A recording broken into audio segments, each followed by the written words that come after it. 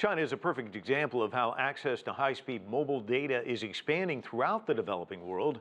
Consider the case of Vodafone.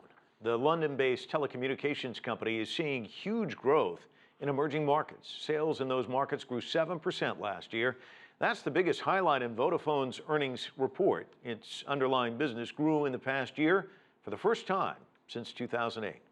To talk more about the expansion of high-speed mobile data, I'm joined now from Los Angeles by Eric Schiffer. He invests in digital companies around the world and is CEO of Patriarch Equity. Give us a sense of what we're witnessing right now. How much is this high-speed data technology expanding throughout developing countries, would you say?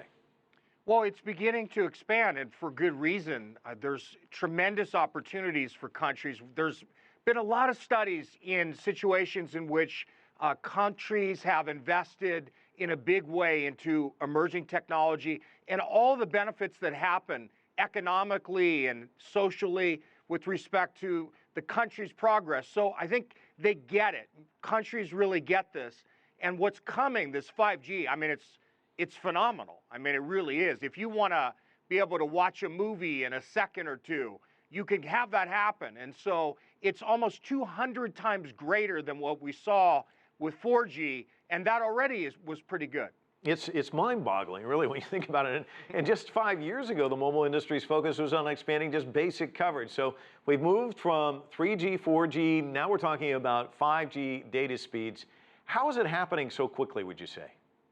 Well, I think technology continues to evolve, no question about it. And I think countries, certainly like China and others, are smart. They're investing in it because they recognize there's great opportunities for additional commerce, great opportunities for additional new products and jobs that are developed through these technologies, and a better user experience, a better customer experience. And so what this really brings to the average consumer is literally the ability to have 3D holograms, to have virtual reality, and be able to have it literally as you go through your normal day. Quite phenomenal. It's happening. It's like the Jetsons, but we're bringing it to us live today.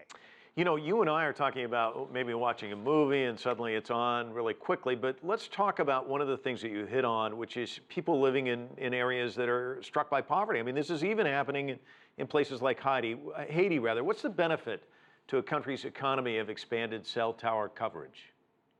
Well, again, I think it comes down to the fact that you just have the ability to be able to compete on a global market.